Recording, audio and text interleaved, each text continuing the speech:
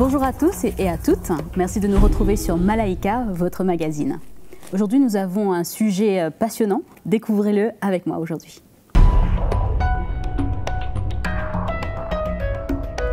Donc voilà, le sujet du jour c'est la correction ou la réprimande dans l'Église. Quand on se fait réprimander, on n'aime pas toujours, on grogne un petit peu de temps en temps, mais comment est-ce que cette réprimande devrait se faire dans l'Église? Et par qui?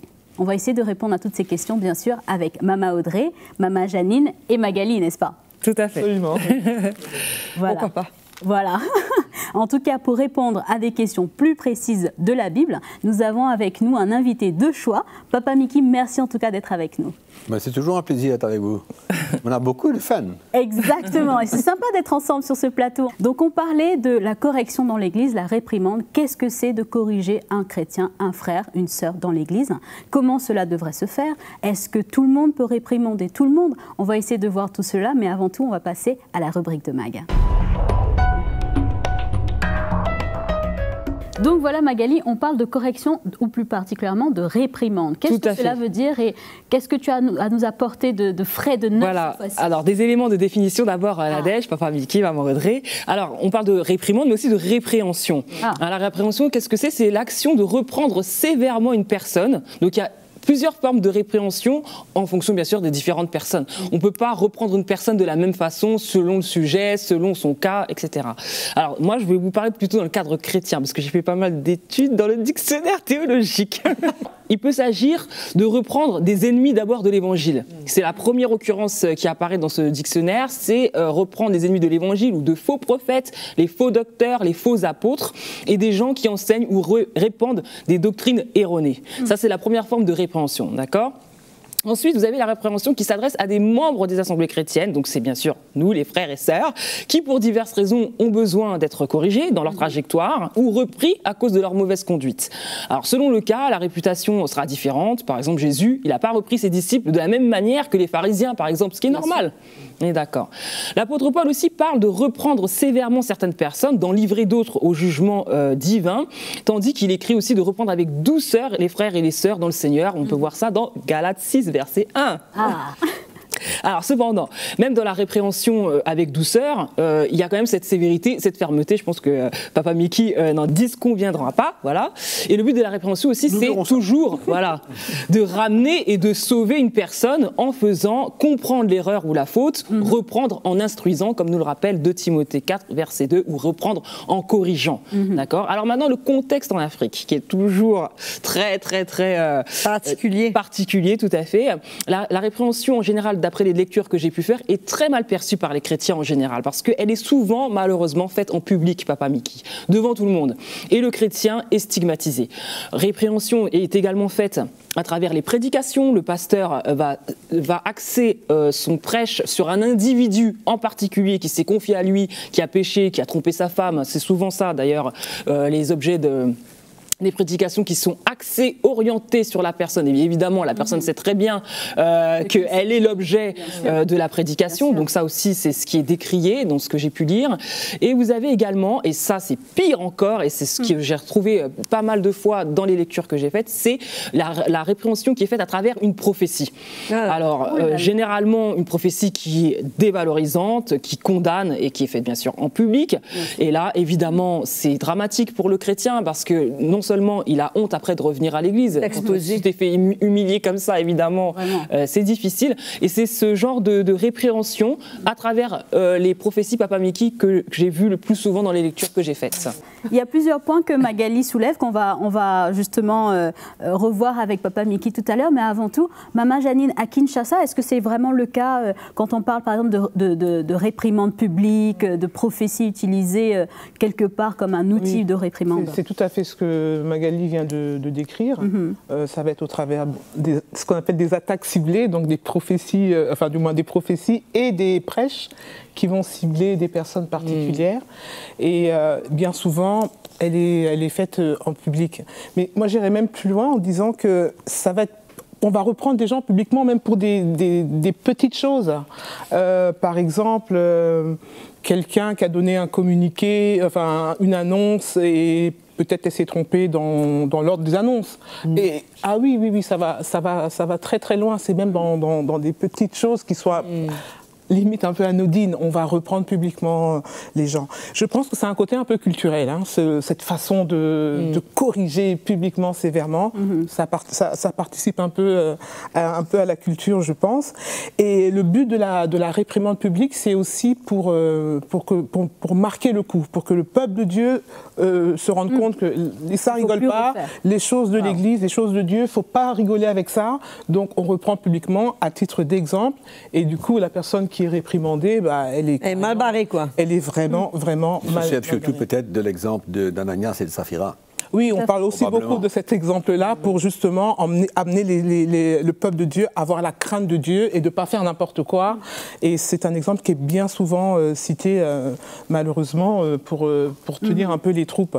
Je donnerai juste le témoignage de cette maman qui sert le Seigneur dans une grande église et qui devait organiser une sortie avec les sœurs. Et je pense que dans sa façon de communiquer, elle avait omis d'en parler à l'autorité, au pasteur, enfin à un maillon supérieur hiérarchique, et elle a été reprise devant tout le monde un dimanche à l'église par le pasteur, par son épouse, et ça a pris vraiment des proportions très alarmantes.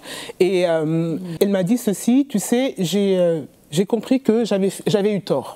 Peut-être que c'était disproportionné la façon dont on m'a repris, mais j'ai eu tort. Et j'ai regardé au Seigneur, j'ai dû crier au Seigneur parce que c'était tellement difficile pour elle. Et elle a dit: Seigneur, délivre-moi, je ne veux pas garder du non-pardon, je ne veux pas garder, malgré ce que j'ai été humiliée. Et ça lui a pris du temps quand même, elle m'a avoué, mais elle a fini par pardonner le pasteur. Oui, c'est sa seule solution, mais ça ne donne pas raison non plus à ceux qui l'ont traité de cette façon. Ça ne donne pas raison du tout, d'autant plus que ça pouvait se traiter autrement, ça pouvait se traiter en privé. Il n'avait rien à traiter, c'était une erreur de passage. Voilà. Moi, j'aimerais rebondir justement par rapport à ça. C'est un très bon exemple. Maman Audrey, quelle serait la différence entre réprimander ou corriger quelqu'un et juger, presque d'apposer une sentence sur une personne, comme c'est le cas de ce qu'on entend avec Maman Janine et Magali? Écoute, je pense que Mickey, tu pourrais peut-être répondre à cette question-là, toi. Oui, moi je trouve alarmant la manière que la réprimande et la correction se fait dans beaucoup d'églises. Et souvent, c'est sans connaître vraiment la vérité, sans arriver à pouvoir ressentir qu'est-ce qui se passe dans le cœur de l'individu. C'est un peu agir comme les pharisiens, qui ont attrapé cette femme en flagranterie d'adultère, n'ont pas voulu savoir qu'est-ce qui s'était passé, la souffrance qu'elle avait, quel était le problème, et finalement, heureusement qu'elle a rencontré Jésus, qui avait un autre cœur. Donc ça, c'est malheureux que dans les églises africaine ou bien ailleurs, il y a ce sentiment de condamnation, d'accusation, de jugement et de punition. C'est ça qui est le plus dramatique, c'est la punition. C'est comme si que quand quelqu'un a passé à côté, il faut qu'il soit puni pour sa faute. C'est ça. Donc alors là, finalement, dans sa punition, on l'expose publiquement. On expose sa faute, on expose son erreur, son péché publiquement. Et finalement, il y a comme un département dans l'Église pour les prisonniers. Oui. Pour ceux qui sont faibles, pour ceux qui sont tombés, pour ceux qui ont chuté, qu'importe quoi. Là, il faut que tout le monde sache leur état.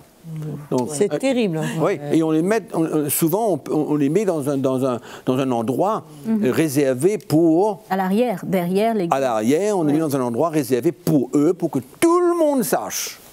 Mais ce n'est pas le cœur du Seigneur, c'est pas l'Esprit de Dieu, c'est la loi, c'est le légalisme, c'est comme les pharisiens, il n'y a pas de cœur là-dedans, c'est appliquer la parole de Dieu comme une lettre.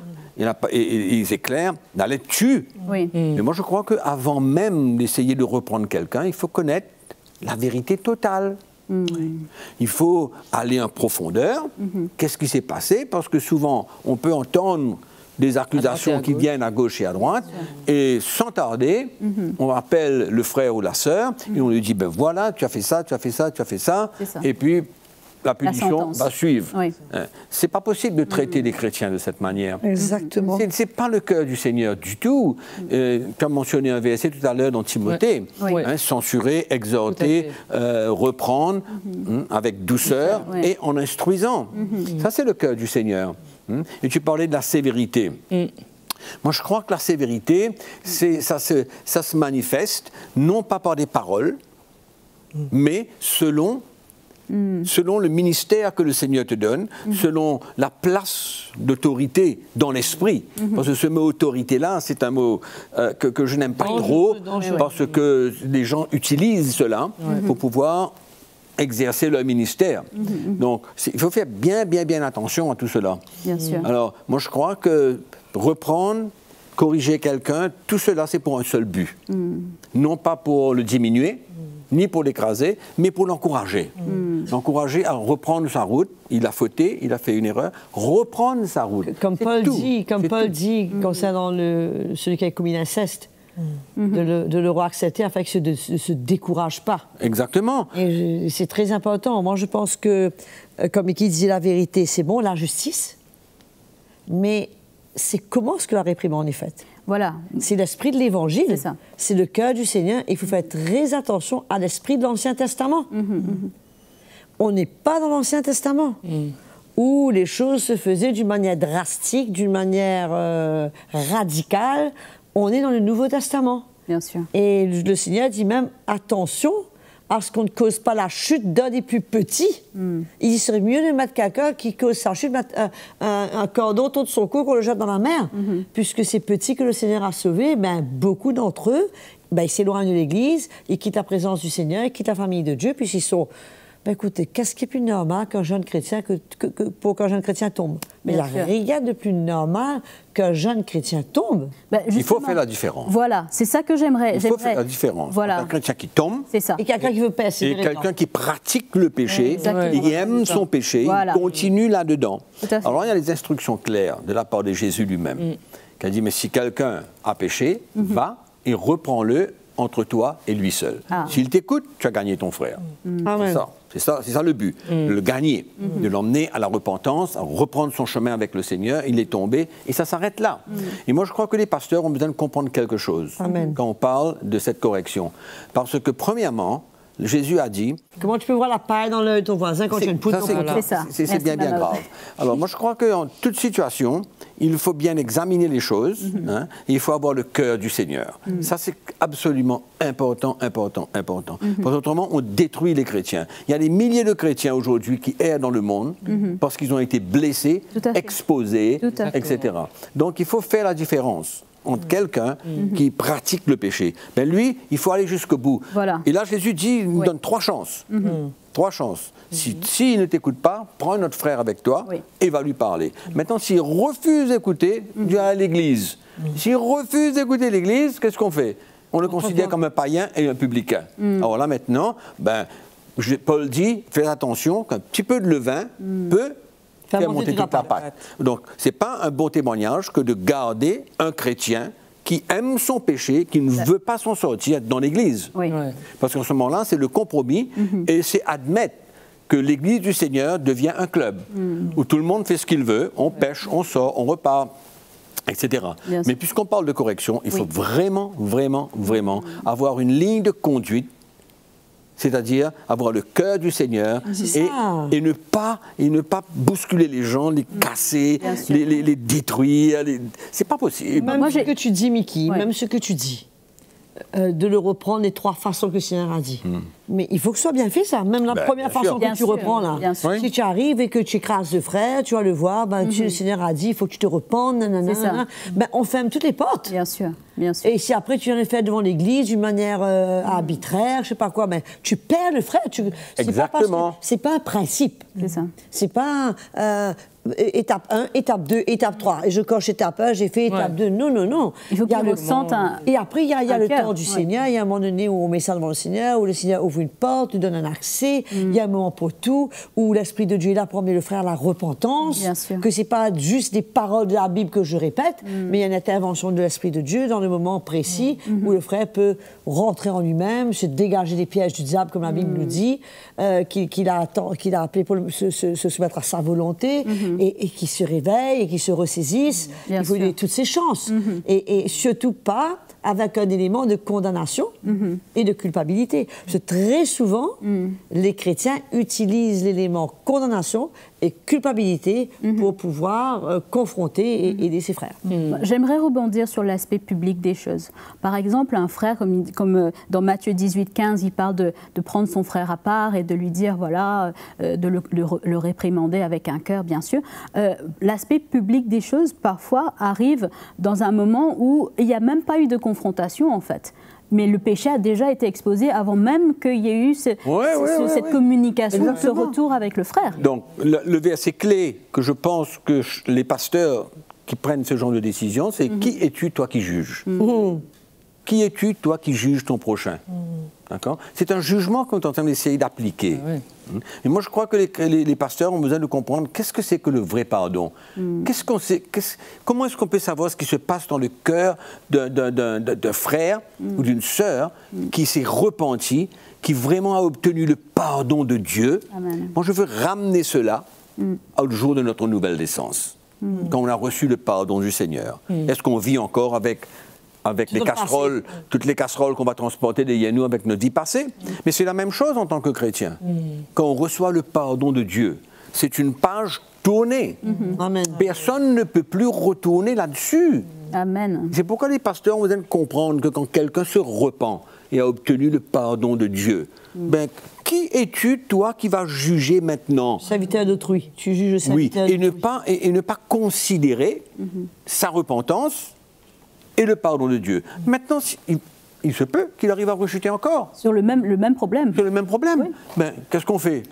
On le pardonne 77 fois 7 fois. Exactement, exactement. Mais c'est là où il faut discerner entre celui qui dit, écoutez-moi, ne me fatiguez pas, moi j'aime ce que je fais, ok, une personne, deux, on vient vers moi. Non. Moi j'aime le Seigneur, mais j'aime aussi mon péché. Donc... Non, alors là... Il faut faire attention aussi à quelque chose, c'est que dans beaucoup d'églises, je pense, on a beaucoup de facilité à reprendre un petit, à reprendre un faible, mais on ne reprend pas le riche. Ou alors on va le reprendre, mais pas en public. Voilà, on va s'assurer de ne pas le perdre. Il y aura une autre considération. On va perdre son argent. Et le Seigneur nous dit, on ne peut pas traiter les gens différemment dans l'Église. Et c'est terrible cette histoire où comment l'argent, encore une fois, va jouer un rôle et où il y a deux justices. Il y a deux poids, deux mesures. Exactement, où il y a deux poids, deux mesures. Et finalement, au bout du compte, on retrouve quoi? On retrouve des gens abîmés, des gens blessés et des gens qui étaient sincères, qui aimaient le Seigneur, ils étaient faibles. Il y a des gens qui vivent des circonstances particulières. Bien sûr. Et qui font que ils ont de la difficulté à sortir d'une situation. Ils vivent bien souvent aussi dans des circonstances difficiles. Des circonstances difficiles, et c'est pas évident. Et moi, je crois qu'il faut donner le temps. Il faut donner le temps aux gens de se repentir et de les mettre dehors de l'Église, de les aider pas à retourner au Seigneur. D'entendre l'Évangile ne peut que les aider, et d'être en présence du Saint-Esprit, dans la présence du Seigneur, peut tellement facilement... Le Seigneur peut emmener quelqu'un se repentir sans que personne n'ait rien à dire. Tout à fait, ça c'est vrai. Ça, c'est vrai. Le Saint-Esprit est plus que capable de nous convaincre de péché, de justice et de jugement. Et il est là, il fait son travail mieux que tous, et il le fait correctement. Moi, j'ai une question, Maman Audrey, et surtout Papa Mickey. Qu'en est-il d'un ancien ou d'un pasteur qui pêche? Comment est-ce que cette réprimande ou cette correction devrait se faire? Alors moi, je crois, premièrement, il faut avoir une accusation de la part de au moins 2 ou 3 témoins, que la parole de Dieu nous dit dans l'Épître de Paul à Timothée. Quand cela est clarifié, est clair, les preuves sont là, et que le frère admet, quand il se repent de cette situation, d'accord, sa situation doit être exposée devant les autres anciens de l'Église. Je ne parle pas devant l'Église. Ah oui. Je parle devant les anciens de l'Église. Donc c'est jamais dans l'Assemblée, en fait. C'est jamais au niveau de l'Assemblée, c'est toujours au niveau des anciens, afin d'emmener une crainte au milieu d'eux. Bien sûr. Alors là, souvent, ce qui se passe, c'est que quand un ancien est tombé, est tombé dans le péché, finalement, la première chose qui vient à la tête maintenant, il a besoin de payer pour ça. Et de s'asseoir. Il a besoin de payer pour ça. C'est comme dans la justice. Comme il a son casier judiciaire. Exactement. Il a besoin de payer pour ça parce que ça, c'est comme aller en cours aujourd'hui. Oui. Si tu voles un bonbon, tu as une amende. Si tu voles telle chose, tu vas en prison, etc. etc. Mais ce n'est pas du tout l'esprit de l'Évangile, tout cela. Moi, je crois que quelqu'un qui est tombé et qui se repent sincèrement, dans son cœur même, il va réaliser que il ne peut pas, allons dire, du jour au lendemain, être comme si rien ne s'était passé. Prendre un recul. Lui-même, il va se sentir dans un état où il va se ralentir un petit peu, etc. etc. Mais il n'y a pas de punition. Parce que si on commence à parler de punition, où est le pardon de Dieu? Où est la vraie repentance? Où on va? Et c'est comme ça qu'on détruit les serviteurs de Dieu qui pensent qu'ils ont péché. On ne parle pas d'aimer son péché, je parle qu'il est tombé. Mais on le détruit. On le détruit complètement. On lui dit maintenant, il n'y a plus de place pour toi dans le ministère. Mais quand quelqu'un se repent, c'est comme si que rien ne s'était passé. Moi, je me souviens très bien de l'histoire d'un frère, un homme de Dieu qui était un évangéliste merveilleux, que je connaissais très très bien. À une certaine époque, il est tombé dans l'adultère. Il a quitté sa femme, il est allé pour une autre femme. Et un dimanche, il était parmi le top des pasteurs de son endroit. Mais personne n'est allé vers lui vraiment avec un cœur pour l'emmener à se repentir. Et il est venu dans une église, un dimanche. Et quand le pasteur de cette église l'a vu rentrer, il a envoyé la sécurité dehors. Pour le mettre dehors immédiatement. Le pire, c'est que quelques années après, ce même pasteur est tombé dans l'adultère. Lui aussi. Lui est tombé dans l'adultère et il s'est assuré que son église le comprenne, l'accepte avec sa nouvelle femme et il est toujours dans le ministère aujourd'hui. Donc vraiment 2 poids 2 mesures dont voilà. on parlait. Et l'autre frère, lui non. Mais je ne crois pas qu'aucun de ses pasteurs collègues ait eu le courage, bon c'est pas un frère qui est dans une église avec des anciens, il avait un ministère d'évangéliste, et a eu le courage d'aller le voir pour les écouter, mon frère, qu'est-ce qu'on peut faire pour t'aider? Lui tendre la main pour le tirer de là où il est. Bien sûr. Mais par contre, tu parlais tout à l'heure justement entreprendre et juger. C'est ça. Mais là, il a eu carrément un jugement sans aucune chance. La sentence était irrévocable. De se repentir. Ouais. Il était une croix rouge sur lui par tout le corps de Christ, repoussé, mais vraiment, à aucun moment le cœur du Seigneur n'a été exprimé envers lui afin qu'il puisse se repentir et retourner, puisqu'il a été puissamment utilisé par le Seigneur. Excuse-moi, mais le peuple de Dieu a besoin de comprendre la manière que le Seigneur veut reprendre et encourager un chrétien qui tombe sur la bonne voie. Le peuple de Dieu a besoin de comprendre cela. Il ne doit pas juste accepter qu'on traite son frère, sa sœur de cette manière. Subir. Il doit avoir un enseignement qui vient clair de la part des serviteurs de Dieu concernant la repentance, le pardon, etc. Mais ça n'existe pas aujourd'hui. C'est pourquoi les pasteurs, allons dire, ils utilisent... Il y a une marque d'autorité dans leur vie pour se positionner comme la justice de l'Église, comme quoi qu'ils représentent Dieu. Donc ils sont juges et ils veulent se faire voir. Manifester cette autorité. Ils veulent se faire voir comme quelqu'un d'autorité qui combat pour Dieu, qui fait les choses de la part de Dieu, qui emmène la justice de Dieu, qui emmène la vérité de Dieu, mais dans tout autre esprit. C'est pas ça, c'est vraiment la loi qui fait que les gens sont là par crainte et beaucoup de gens... Pas la crainte de Dieu, la crainte de l'homme. La crainte de l'homme. C'est le joug de l'homme. C'est le joug de l'homme, exactement. Et j'ajouterais aussi que c'est aussi le fait qu'ils utilisent la prophétie. Parce que quand tu utilises une prophétie, c'est Dieu qui parle. Et c'est comme ça que les irrévocable. Voilà, c'est irrévocable. C'est pas le pasteur qui parle, mais c'est directement Dieu qui s'adresse à moi. Et ça, c'est terrible. Et une chose alarmante aujourd'hui, c'est comme tu as dit tout à l'heure, ou Magali, qu'on utilise des choses que nous connaissons et nous emmenons cela dans la prédication. Tout à fait. dans la prédication. Mais il n'y a pas suffisamment de choses pour prêcher dans la parole de Dieu, pour essayer de prêcher chez les gens et la condition des gens. C'est que finalement, on garde encore des choses dans notre cœur vis-à-vis de ce frère qui est tombé. Exactement. Donc, l'Église, c'est quoi? L'Église, c'est un lieu de refuge.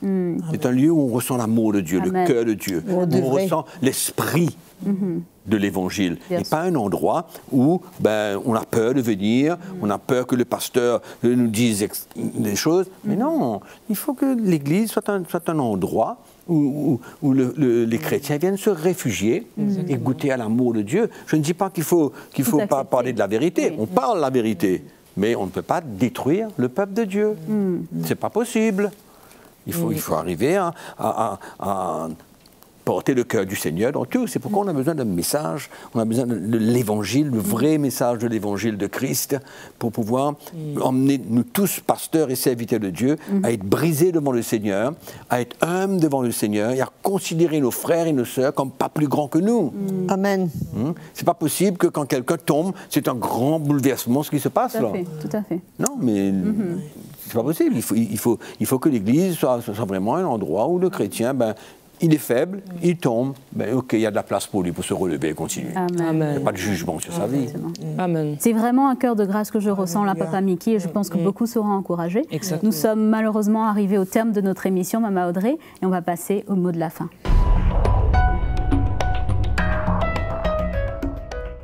En fait, je crois qu'il y a un verset dans le livre de Michée qui parle de la justice et la miséricorde.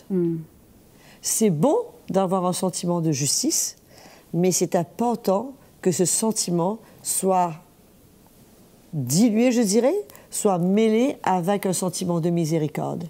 Sinon, on ne retrouve pas le cœur du Seigneur. Je crois que le cœur du Seigneur, que ce soit dans la réprimande, dans le désir, c'est aussi le désir de corriger, comme un père désire corriger ses enfants, puisque si nous sommes les fils légitimes, nous avons part à la correction. Tout à fait. Mais la justice, elle va de pair avec la miséricorde.